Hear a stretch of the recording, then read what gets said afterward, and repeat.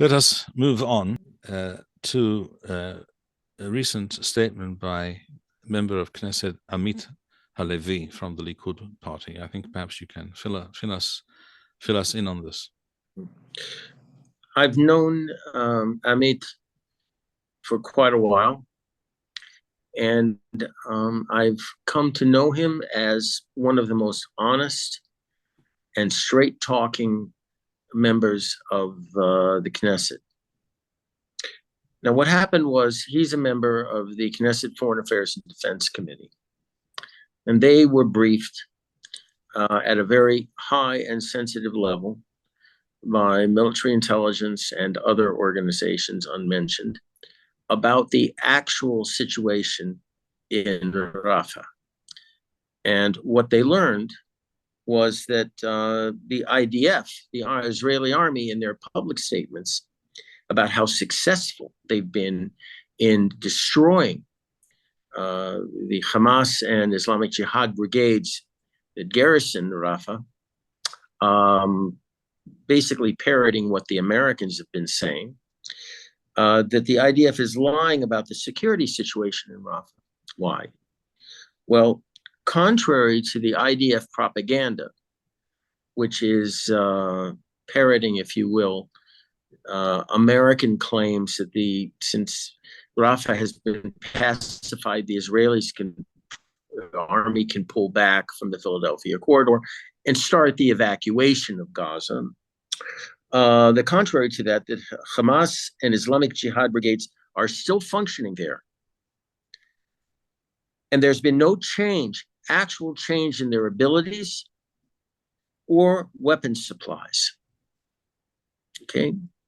Now, which indicates that there are still many tunnels, thousands running from the Sinai, currently under Egyptian control, unfortunately, running into Gaza, into Rafah, bringing in fresh supplies of material. Now, Gallant made some statement that we've nearly completed our survey of the border and we found 70 tunnels and all. And somebody asked him, and he said, well, do you know how many there actually are? And he just went on and didn't address the question. So what if they found 70 tunnels? There might be 700 of them. So this, again, is part of the IDF's lying. Now, what Amit said publicly was that this lying is leading to incorrect conclusions about the actual situation on that border with Egypt, which could result in a repeat of October 7th, because if we are forced, or we allow ourselves to be forced from the Philadelphia corridor, Hamas can rearm, re-equip, whatever, and make good on their promise of giving us more October 7th. Now, Amit later said that there is a need for a complete overhaul of the high command because they are simply incapable or unwilling to tell the truth. So when the army now cannot be trusted, the high command, that is, cannot be trusted, and you have the soldiers, the Miolim, the reservists, and the combat officers saying they have absolutely no confidence, no faith in the high command, particularly Herzi Halevi, we're in a very dangerous situation. Herzi Halevi is the chief of staff. Is the chief of the general staff, but in fact, it's not. He's the number one cipher in that group of worthless, feckless ciphers. But they're all no good. Worse than you. They're all much worse than useless. Correct. They are, as you say, acting in the interests of the Jewish people's enemies. Completely. I mean, when someone like Gallant, as he did today, said that the defense minister, that in order to prevent more hostages from being executed, we should immediately evacuate the Philadelphia corridor and agree to many, if not most, of Hamas's dictates as far as how we are to receive some of the hostages. Okay, why is he? You understand, of course, that this individual, Yoav Gallant, who in some respects is even less cognitively aware of his surroundings than Benny Gantz is clearly aiming for a political future. He's made himself out to be the only general, the only person in the military high command as defense minister that really cares about the hostages. And this is why when Bibi Netanyahu tried to fire him before the war, who came out in support of him? The left. You're always known by who your friends are, right?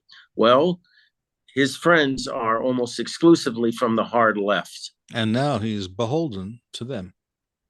He's riding the tiger. That's, I think, how it's put by the Chinese. He is now riding the tiger, and he can't get off.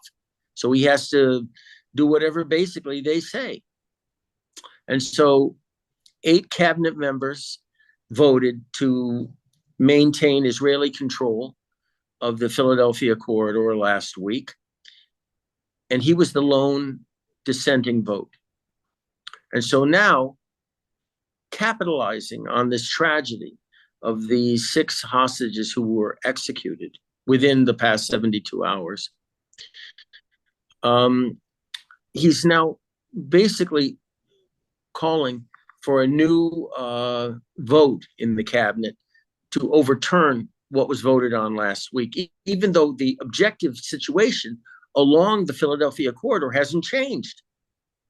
Okay, so this is what Amit Halevi came out with at the end of last week.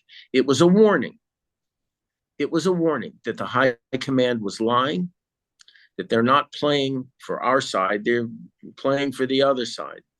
And by the other side, it's the Americans who are doing everything they desperately can to preserve Hamas so that Hamas can be a member of the two-state delusion, I'll put it that way. I can confirm the following, that I did not discuss any of these things or hear any of these things from a member of Knesset, Amit Halevi, but I do know him personally. I have met him, have spoken to him, and he's a very fine, highly intelligent, and entirely tremendous guy, entirely sincere and trustworthy individual. I don't know why he's in the Likud. It's the wrong party for him. That's another discussion, I fear.